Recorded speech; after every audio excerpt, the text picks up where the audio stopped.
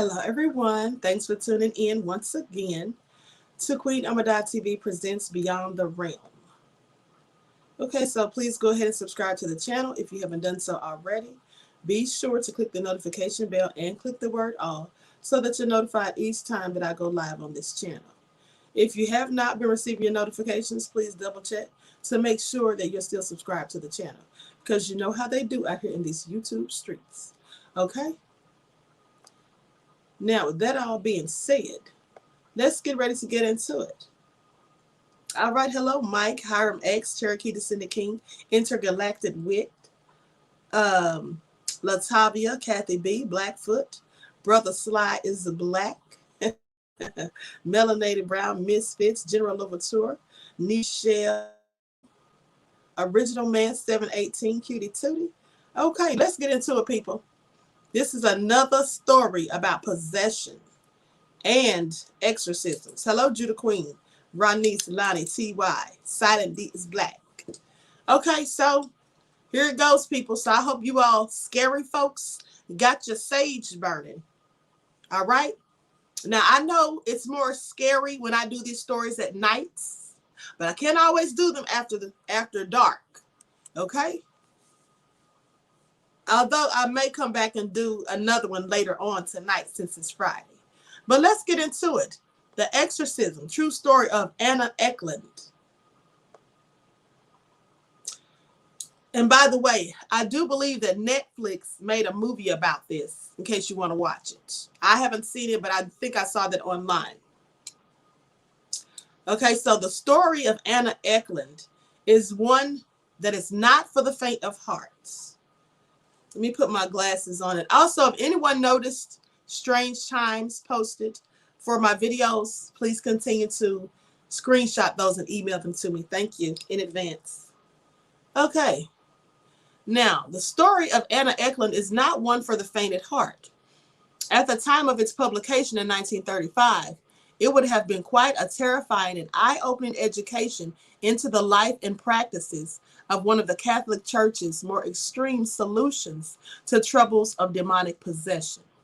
It is, however, also a tale that willfully obfuscates the history of its subject. There are precious few facts that detail Anna Ecklund's early life. In fact, even now her name is not 100% certain. She has been named as Anna Ecklund, Anna Schmidt, and many contemporary reports simply called her a certain 40-year-old woman. Now, dramatic as her story was, her name was just one of the details repressed following the incidents that occurred in 1928. And this was done as a means of protection from public scrutiny, because who would want to be around someone who had taken so kindly or who had been taken into demonic possession? People wouldn't be taken so kindly to that, right? Especially with such a scary past in history. Now, of the few precious details concerning her early life, it is generally accepted that she was born in or around 1882 in Wisconsin. Now, her father was named Jacob Ecklund, with her mother appearing to have left the scene while she was still at an early age. There are no records of her name, nor where she had gone, or indeed, if it were the case, what had befallen her. No one knew that either. Now, Anna was a practicing and devout Catholic who attended church several times per week and appeared to enjoy the religious ceremony and rituals of the religion. She lived out the first 14 years of her life seemingly as a normal child for the times, though her father was rumored to have been even such a simple, had made such a simple existence difficult for her. Jacob Ecklund was, as far as we can tell, a difficult father at best. He was a drunk, and not only against Anna's practicing religion, but he openly would mock towards the church and its ministers. So he wasn't just going against Anna's religion, he was mocking other people as well. Now, on his deathbed, whilst his final sacrament was being administered by a priest, he scoffed and insulted him. His last words, those of hate, and though the records of the family history are not particularly detailed, he took a mistress named Mina whilst his wife was still alive, and the woman of his fancy just so happened to be either his sister or a blood or stepsister by marriage. So this was either his own sister by blood or a stepsister that he married while he started dating her and messing around with her while his wife was still in the picture. Nevertheless, she was Anna's aunt. Now, Mina had a colorful background of her own, and she was well known in the town for having a reputation of practicing witchcraft and black magic. Most dubbed her rather straightforwardly as a witch, and she passed through the streets. Rumors continued to fly quite openly. Now, at some points between Anna's 10th and 14th birthday, Joseph on several occasions tried to pressure Anna into an incestuous relationship, though Anna had flatly refused him outright. Now, this pressure from Joseph and refusal from Anna, as one might imagine, caused no small amount of tension in their relationship, which then spiraled into a very dark place. It is around this time, at the dawning of the 20th century, that we first hear of Anna in any real detail, as it was also around the age that Anna turned 14, and she started to act a little differently.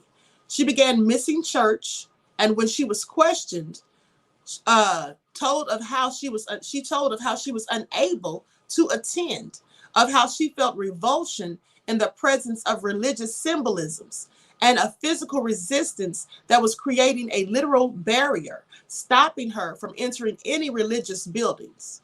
She had also begun uttering sexualized thoughts of unspeakable acts. This behavior was deemed as a form of possession in 1908. Now, Father Theophilus Reisinger was called in to perform an exorcism, which he undertook, apparently successfully, on June the 18th of 1908. Though this ordeal seems scant, few mentions in any written history of the case, all seemingly went well, as again Anna's life falls into obscurity. Now, one can only assume that she lived relatively a normal life, if somewhat troubled, but at some point her father passed away, and once again Anna was finding it more and more difficult to practice her religion. This time her actions against her faith had stepped up, and she had found herself lashing out at her spiritual counselor. And at one point, she attempted to even suffocate him. She was gaining compulsive urges to destroy all of her religious symbols and was hearing inner voices that were driving her to despair. She initially sought the help of doctors, and after several qualified physicians had observed and dismissed her as being physically fit, and well over a period of several years, Anna instead turned to the spiritual and enlisted the help of the church. So soon, thank you, Rain Love, beloved. So she was obviously at this point being harassed and oppressed by demons. This is the first stage of possession. Remember, I told you, oppression, when the person starts to feel despair. That's clearly what it says that she was experiencing. Also, she was having an aversion to religious symbolisms and items, and she also wasn't able to walk into a religious building such as a church. Now, once in the care of the church, her counselors themselves spent several hours attempting to diagnose and alleviate her condition and failing. Though during the period, they took note of several oddities which they found difficult to explain in natural terms. Firstly, it was noted that Anna was able to understand languages that she had never previously understood, known, or studied. In particular, it appeared that she now understood Latin. And when the priest spoke to her in that language, it was said that she foamed at the mouth, became very enraged. Further, she was able to sense when blessed articles were in her close vicinity. Now, for those of you who remember, I have told you that the language of Latin is one that the demons hate. They hate to hear someone praying in Latin, and they will get very upset and angry. It is a language that they themselves speak, They don't take kindly to the fact that these people prayed and tried to cast them out actually can speak this ancient language as well. So they get very upset by that. And often people who are possessed, they will know and understand Latin, a language that they've never even spoken or understood before. So that's clearly a sign of possession. Now, she would know and be able to observe when blessed items, or such as holy water, were in her vicinity. And she'd become very angry and furious. Even normal objects which had no specific spiritual significance, but had been blessed or touched with holy water, would not pass undetected. And she would call the priest out on such objects, now demanding that they remove them at once. When the priests caring for her began to suspect supernatural forces were at play, they asked Anna herself what she thought was the problem.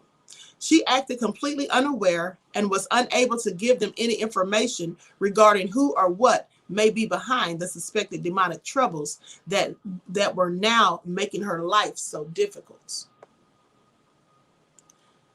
Finally, in 1928, and after many years of these observations, the church formally deemed Anna to be possessed. And once again, Father Reisinger, by now well known and well trusted for his work on demonic exorcisms, was reached out, and he was approached to take the duty for the second time.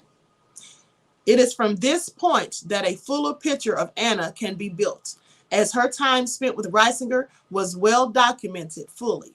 In fact, it is still to this day one of the most documented cases of exorcisms performed by a member of the Catholic Church.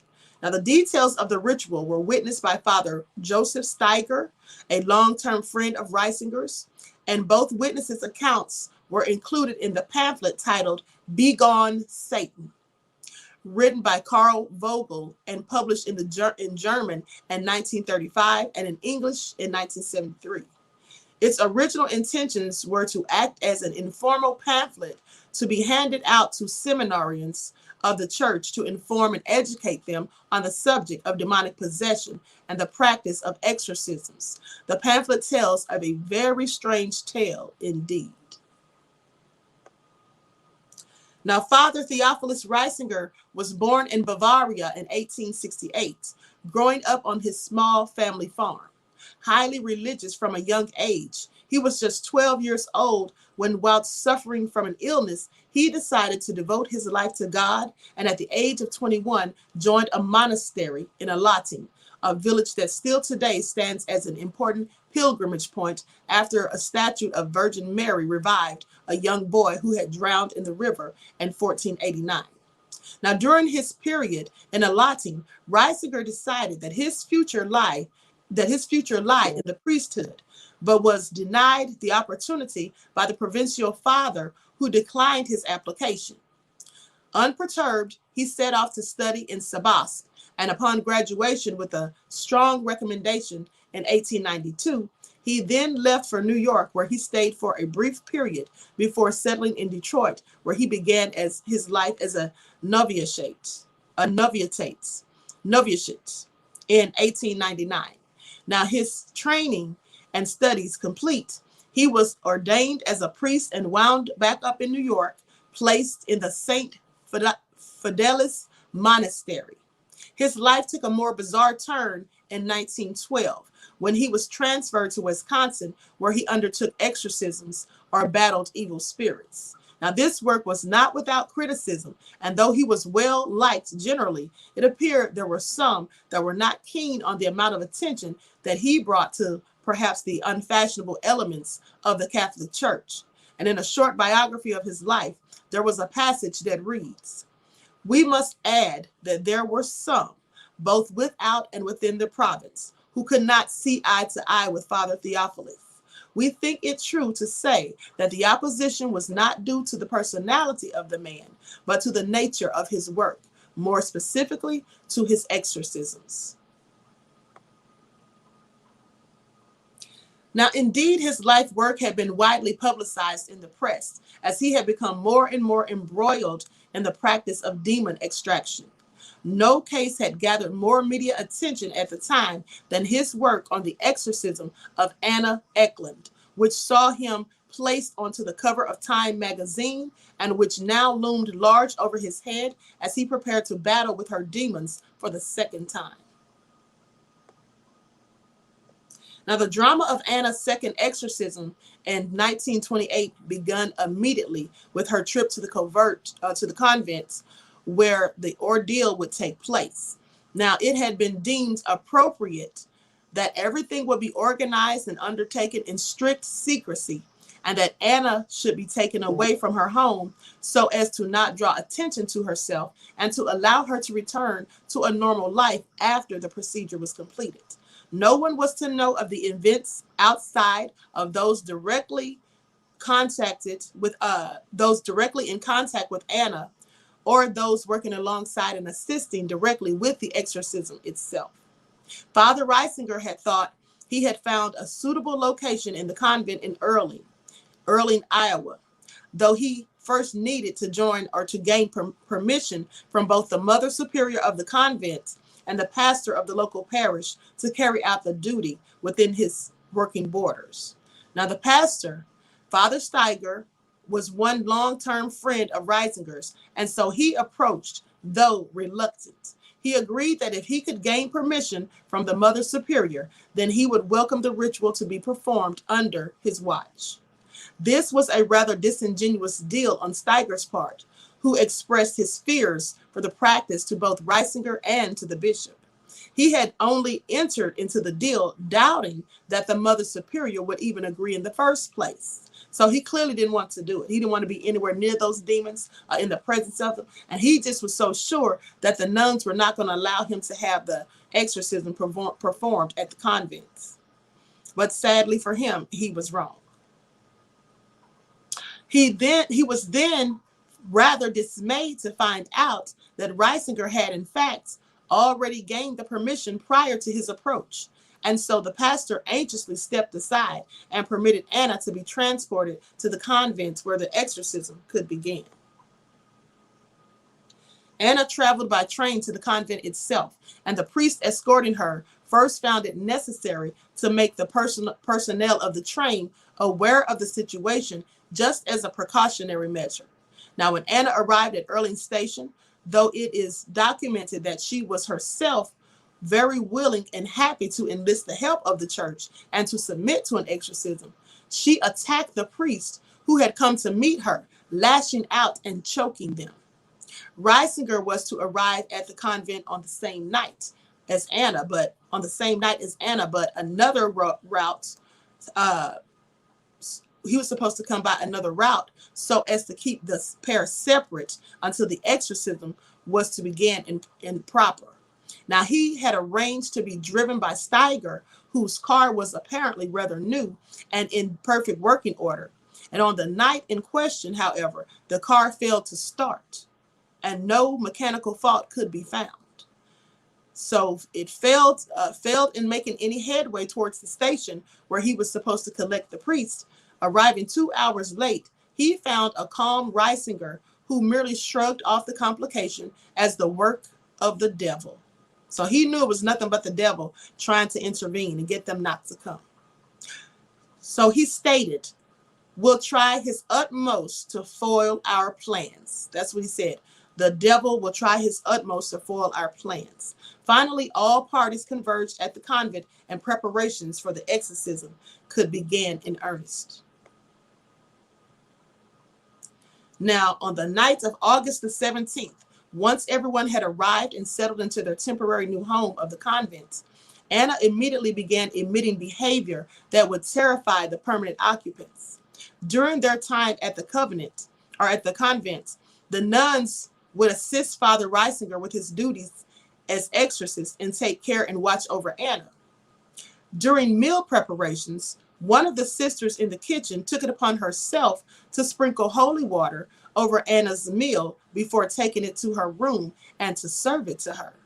Upon entering, however, Anna displayed a trait that would happen time and time again over the coming months. The mere presence of the food, blessed as it was, enraged her, and she began purring like a cat, whilst refusing to eat even a single mouthful until it was taken away and a fresh unblessed meat a meal had been brought to her. So she already knew what the lady had done. She could detect it. Now, this reaction to and knowledge of blessed items, despite the fact that she should have no knowledge of what had happened, or that it had been blessed prior to entering the room, became a feature. This became a feature with Anna, who would howl and scream like an animal. She is described as writhing in agony on the bed whilst making various unnatural noises. They said this ugly bellowing and howling took place every day, and at times it lasted for hours. This is what Vogel wrote in Begone Satan. Now, at other times, it sounded as though a horde of lions and hyenas were being let loose. Then again, as the meowing of cats, the bellowing of cattle, and even the barking of dogs. Now, this consequently terrified the nuns who were assisting the exorcism, and drove them to create a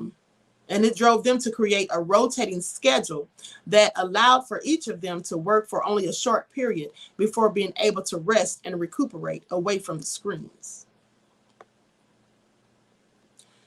This also created a second problem, that of the local villagers of Earling, who day by day during the performances of the exorcism could hear the sounds echoing from inside the stone convent's walls, and they gathered around, exchanging quiet whispers of what they believed was happening inside.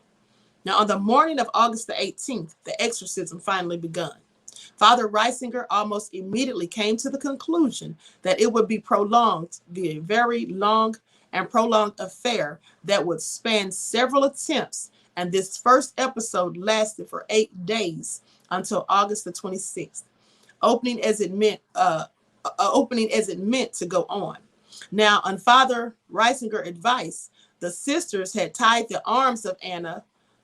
They tied the arms of Anna's dress to forego her the use of her hands, intending to stop or inhibit Anna attacking any of those present during the exorcism. Now, the priest, along with the pastor, attended mass in the morning, and then, after arming themselves with their various holy symbols, took off towards Anna's room to begin the exorcism. And as soon as Reisinger began reciting the names of the Holy Trinity, Anna leapt from the bed, slipping through the hands of the sisters assisting the ritual, and landed. And as documented and witnessed by 3 priests and several nuns, she landed atop the door, sideways on the wall, where she clung, spitting, growls, and murmurs. It took all present a moment to regain their composure before prying her down and lying her back on the bed, and further assistance could be called to help to hold Anna down to the bed. The bed frame, they had to hold her down to the bed frame so that she could not repeat that trick. Now, can you all imagine that? She jumped up on the door, like literally the top of the door, and was sideways on the wall. That would have been all I needed to see at that point. Okay?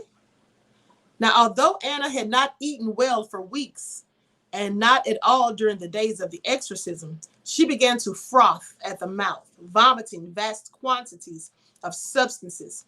And at times, this was described as a fluid, and others as real physical objects, such as tobacco leaves and spices. She had reportedly only taken a few spoonfuls of water and milk on the mornings of the exorcisms.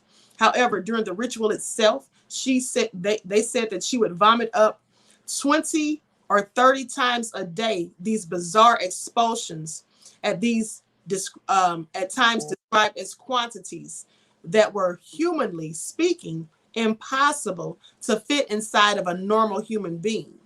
Throughout it all, the room filled with a foul stench, and Anna remained comatose, her eyes and mouth closed, apparently completely unaware of any commotion or physical goings on. In her comatose state, she just lay there with her lips unmoved. And even with her lips unmoved, she spoke in various languages, predominantly in Latin, German, and then English, whilst at other times she was described to have been communicating with the now familiar bestial growls and demonic murmurings. So crazy, people.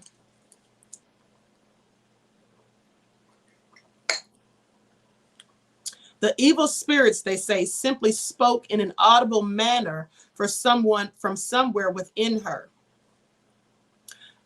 Through these bursts of speech, Reisinger learnt all manner of details concerning the demonic presence with Anna, and came to the conclusion that she was possessed not only by one demon, but 5, those of her father, Jacob, and his mistress, Mina, now apparently residing in hell, along with Beelzebub. Now, Judas and Lucifer himself, also alongside the main 5, were scores of others, lesser demons, that would arrive in packs, screaming and growling atop the other, or one another, until they could be driven away by Reisinger's exorcisms. This process of battle continued for 8 days until the group feared for Anna's life, as she became emaciated and pale. And on August 26th, it was deemed necessary to break the proceedings and to commence anew after Anna and all present had been given time away to recuperate and renew their convictions for the further battles that lay ahead. It was only after the exorcism ceased that Anna would again open her eyes and return to a normal waking state. Now, the second exorcism began on the 13th of September, and at this time it lasted for a further 7 days. This time the group were able to ascertain further details of the demons that possessed Anna, driving her to a frenzy. Now, when spoken to separately, each demon would answer Reisinger in the language they were addressed, in the language in which they were addressed, and Reisinger theorized that they would have been able to command any language that they so wished. The first to offer up any clues as to why he was present was Beelzebub. He told Reisinger in broken, winding sentences that it was he who had possessed Anna at the age of 14, and it was he who had been the subject of her initial possession as a child. He had been charged by Satan to undertake his task, and it was Anna's own father, Jacob, who had commanded Satan to possess his daughter, cursing her for her unwillingness to commit incest with him while he was living. Next came Judas. When Reisinger asked the demon, "Are you Judas Iscariot, the former apostle?" he replied in booming, elongated tones, "Yes, I am the one." This voice came as such a shock to the sisters assisting that they fled the room and were left quivering with fear, unable to re-enter the chamber for some time. Judas went on to explain that it was his charge from Lucifer to torture Anna and to drive her to suicide, to bring her to despair, so that she could and would commit suicide and hang herself. She must get the rope. She must go to hell, he replied. Later, Jacob would arrive and enrich the group with his story, offering a motive for the possessions. He had spent his life ridiculing the church and casting aside any semblance of faith. This, however, was not enough to cast him to damnation. It was Reisinger submitted, the cursing of his own child and bringing about the demonic possession in the first that committed him to eternal damnation. Now in hell, he schemed against his daughter, who had shunned his sexual advances in life, aiming to ruin her. He was a bitter and twisted possession with little motive other than to cause suffering upon Anna, his own child. Mina too spoke of her presence in a similar fashion. She had been damned in part for her affair with Jacob, but also for the killing of her own children. She spoke of her unrelenting acts of child murder with little remorse, even forgetting how many she had killed. Now, at first stating 3 before correcting herself, and then confirming that she had murdered 4 of her own children whilst she was alive. Mina said to Reisinger, a woman full of hatred, or she seems to Reisinger, a woman full of hatred, and her disjointed speeches were documented as being filled with such bitter hatred and spite that they far surpassed all that had happened thus far. Her demeanor towards the Blessed Sacrament is beyond description. She would spit and vomit in a hideous manner, that both Father so that both Father Theophilus and the pastor had to use handkerchiefs constantly to wipe off the spittle from habit and cassock because of her unworthy communions. It was clear that the blessed sacraments, the bread of eternal life, which should have been the source of her eternal salvation, turned out to be unto her eternal damnation. For she tried to get at the blessed sacrament with a burning vengeance and hatred.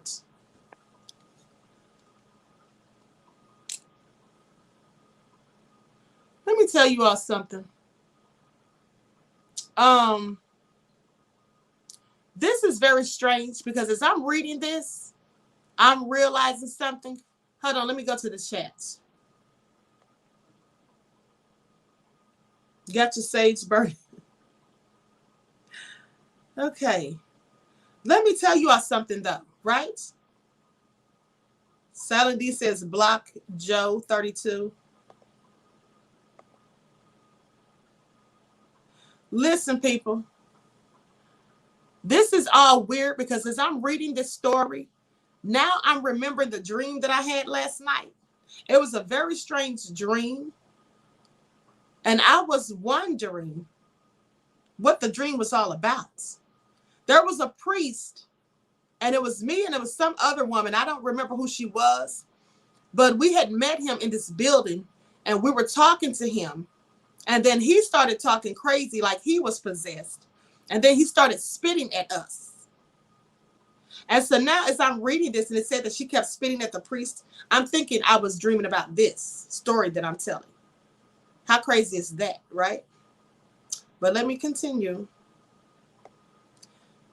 Now, these details were offered in broken fragments. Actually, that's just folk alerting me about Joe 32. I just saw it in the chat, but I'll put it up close. Oh, okay. Okay, beloved. These details were offered in broken fragments and shattered conversations throughout.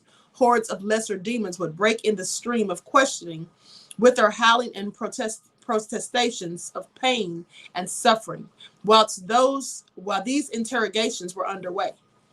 Now, Anna's bizarre behavior continued, and at times she became so light in her body that she appeared to levitate above the bed, and at others so heavy that the weight crushed her into the bed sheets, bending the legs of the iron-framed bed. She verbally assaulted those present and spoke of their sins for which they had never confessed. Those present continued to fear for her life as her body became red and swollen to the extent she was unrecognizable, and all feared that she would burst, only for her to then become emaciated and pale, hard to the touch. Her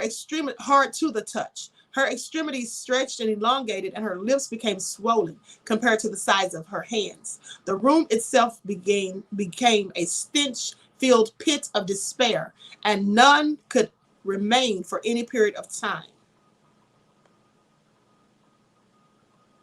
Once again, the exorcism was stalled, and on the 20th of September, after another 7 days of ritual, was suspended in fear for the life of Anna and the health of those present. It was around this time that the whole affair was wearing heavy on Father Steiger, who had been taunted by Lucifer in an attempt to turn him against Reisinger. By now, he had come to doubt his involvement with the case, and a sense of foreboding fell upon the priest, which, as it turned out, was not altogether unfounded. Throughout the periods of the exorcism, the many demons speaking through Anna would berate and utter torturous ramblings towards those present, and none received more of those taunts than Father Steiger.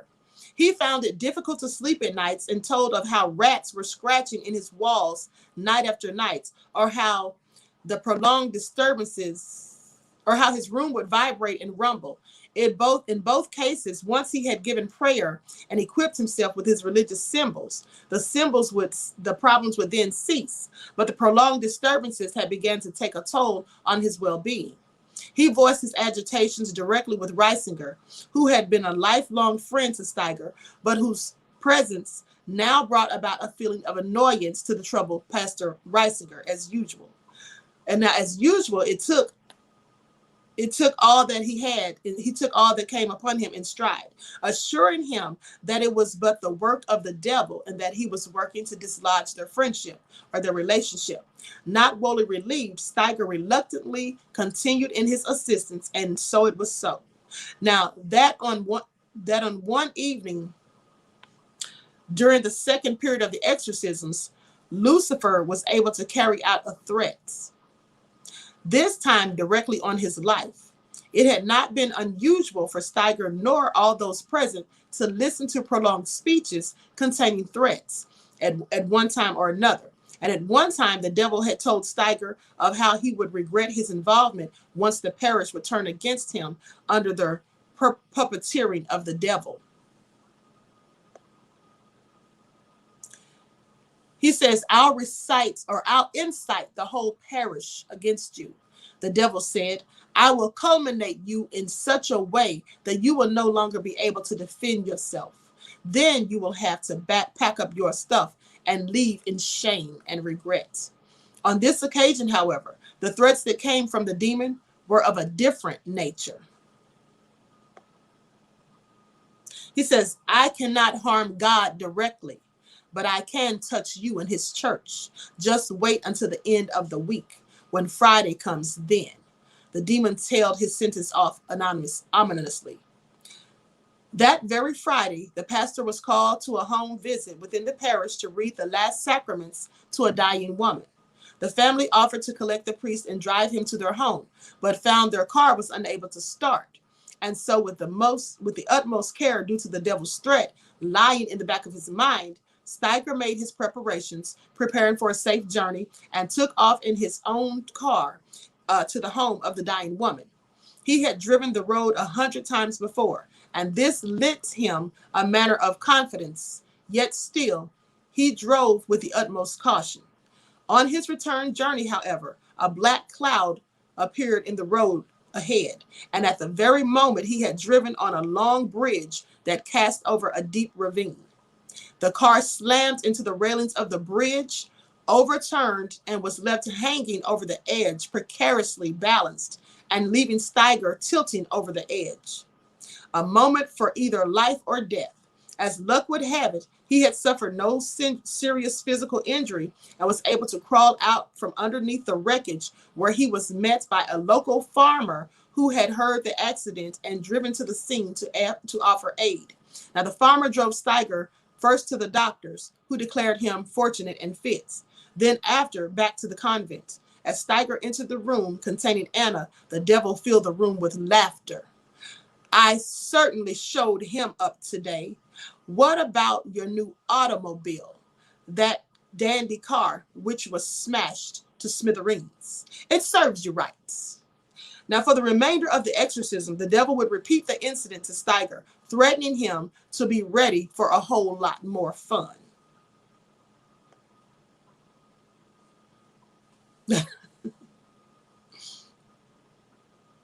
Now, it was with such burdens and heavy sense of thought that finally the third and final exorcism was to take place.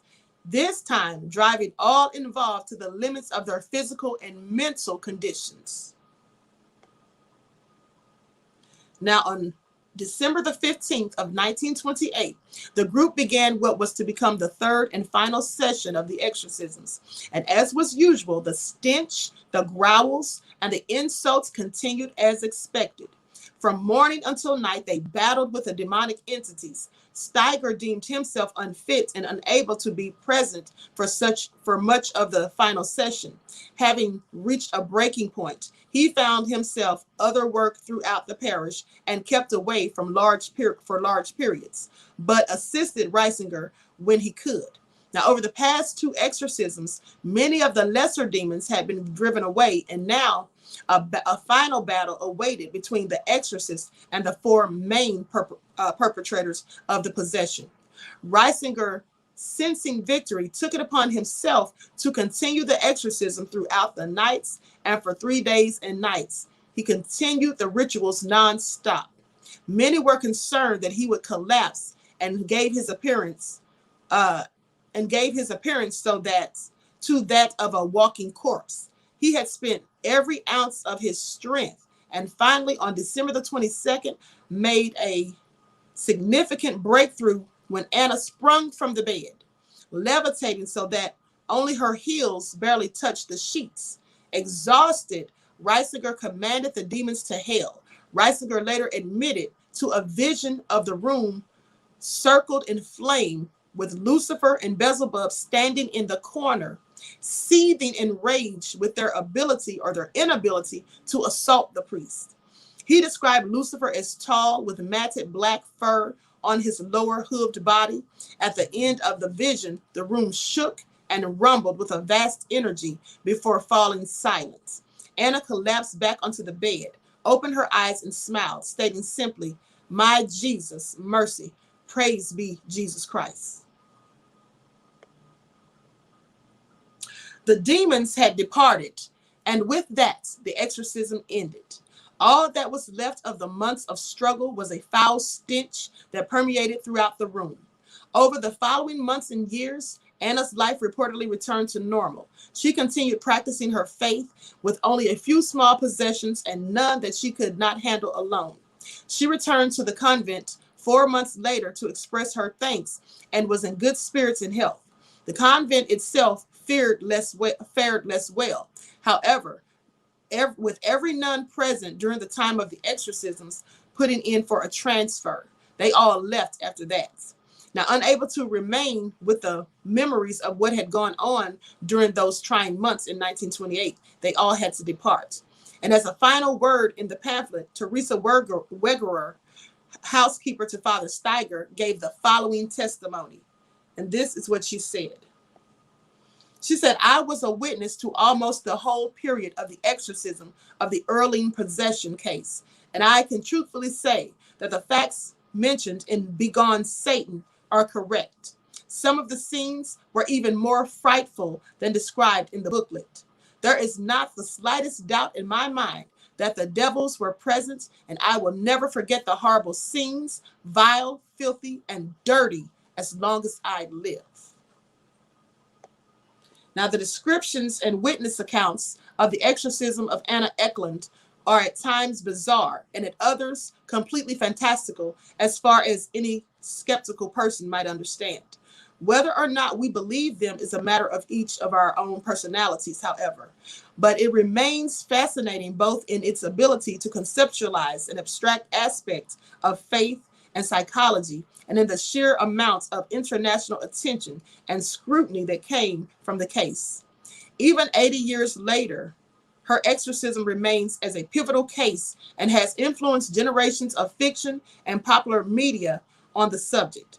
As far as Anna Ecklund is concerned, after the ordeal, she appeared to have finally been able to cast aside her demonic possessions and vanished into history with only a few short lines of reassurance that for the best part of her life, she no longer suffered with demonic influence and seemingly lived out her days peacefully and able to embrace her Catholic faith.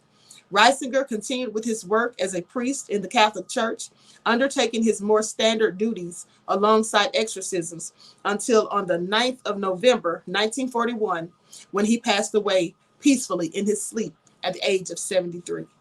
For Anna and many others whose lives have been affected by demonic intrusions, the words of Reisinger still ring in their memories. And those words are, "Depart, ye fiends of hell. Begone, Satan." Woo, honey, that was scary. Melanated Brown says, "I can't blame them for leaving." I can't either. They're better than me because I would not have been anywhere near there. Okay?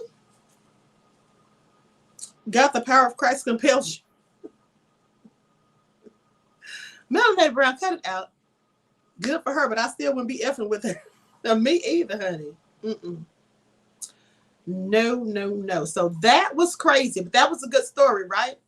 Nichelle said, chilling. Yes. Okay. Ah, I'm at work. I had my sage. I'm at work wishing I had my sage, says J Love the Queen. I know, right? So anyway, that is the story of Anna Ecklund. And yeah, that was scary just listening. Wow. Okay. So listen, like I told you all, they have a movie about it that is on Netflix. Okay. Very scary. So I hope you all enjoyed the story, right? And I'm going to go ahead and conclude the broadcast. Don't forget, if you have any screenshots to send me, just send it to my email. Want to thank you all for tuning in. Make sure you like and share the video. Make sure you subscribe to the channel if you haven't done so already. Click the notification bell. Click the word all so that you're notified each time I go live. And don't forget to follow me on Instagram at QueenAShakur, on Instagram at divine_goddess_27, Twitter at dgoddess27, Brighton and Patreon at QueenAShakur. So until next time, Royals, I will talk to you all again soon. And don't forget to tune Black in to Authentic Black Goddess TV and to the Queen Shakur TV show at 6 p.m. for your daily vitamins. Peace.